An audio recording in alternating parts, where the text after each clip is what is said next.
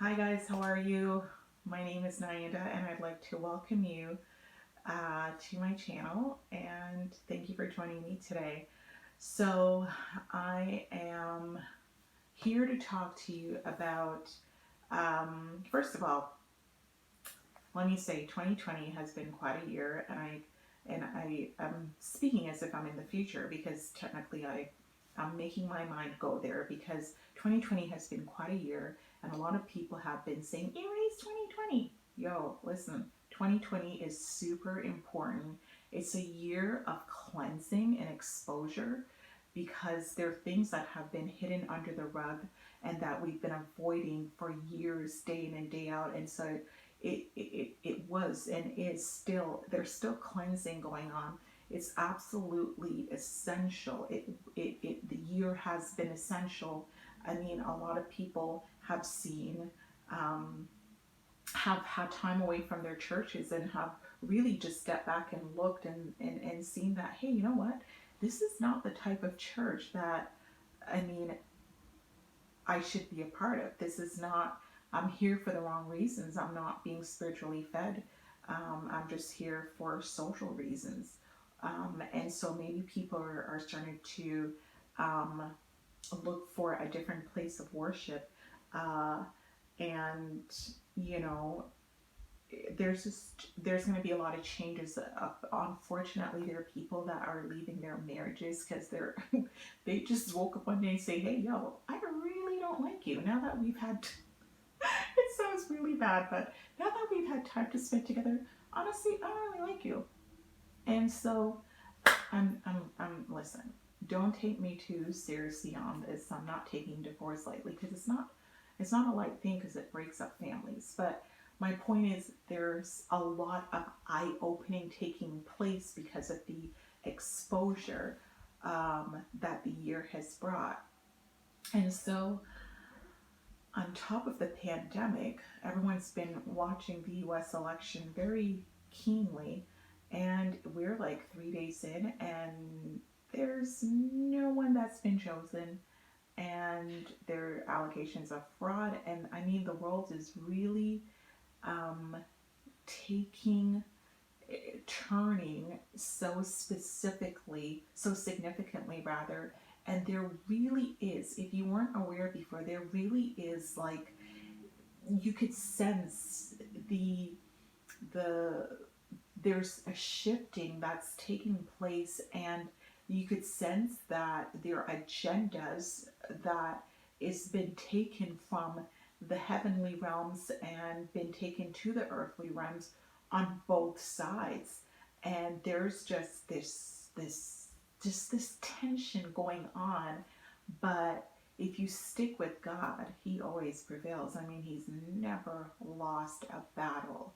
And so today, if you find yourself at in a battle or in a challenge, in a Red Sea type situation, maybe you're in the same situation that you've been in for a while and you've tried everything, you have no solutions, and you find yourself at a Red Sea and you're like, oh my gosh, I really have no solutions. I don't know what to do.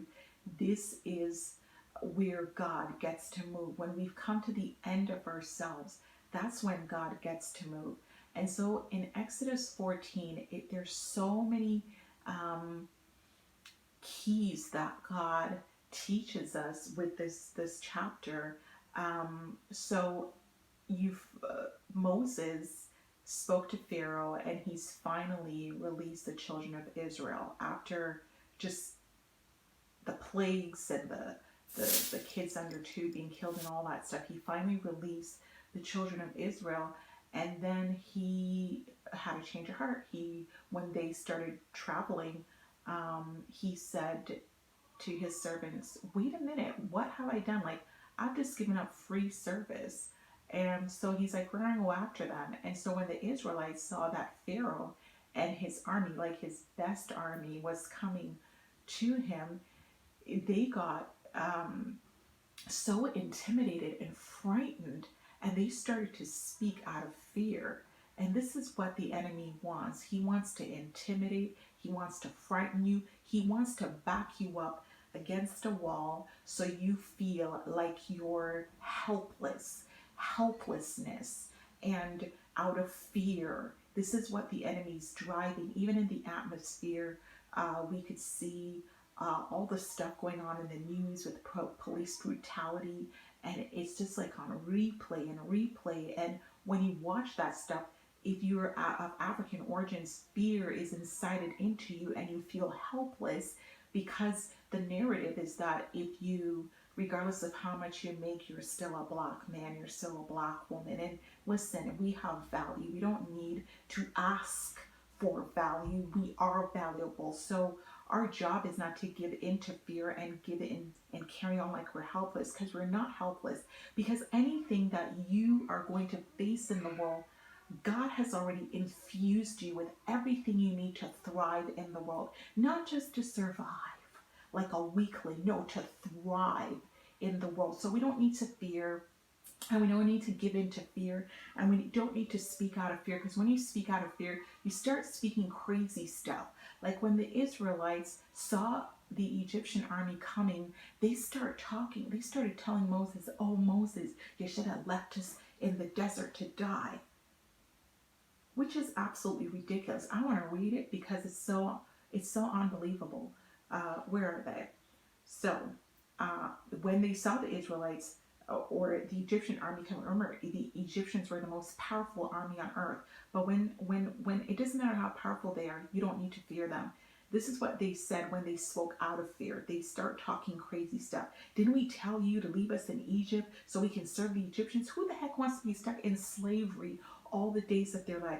It would have been better for us to serve the Egyptians than to die in the desert. No, no, no, no.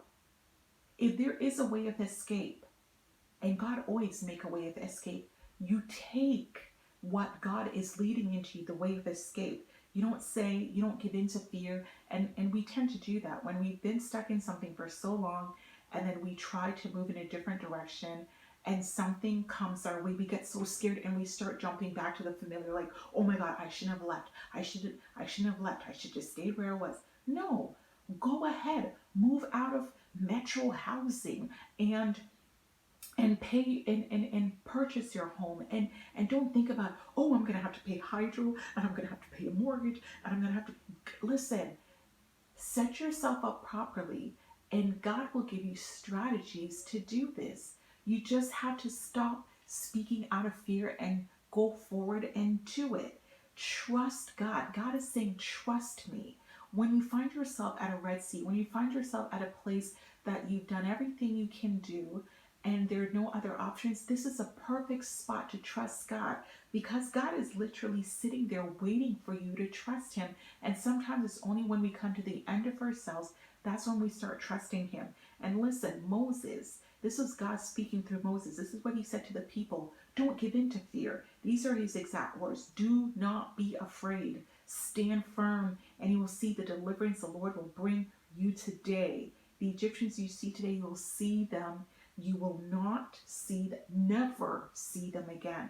God is saying that you need to stand still, and standing still is a posture in your heart that you're trusting in God and God alone, regardless of how it looks. You're trusting in God, and sometimes He gives us promises, He gives us words of knowledge for our lives personally, and when He gives them, I don't know, this is how I respond. When this is how I used to respond. I've grown since, but when God would give me a word, I would get, I would get so happy when He's giving me a word about my personal issue. I would get so happy.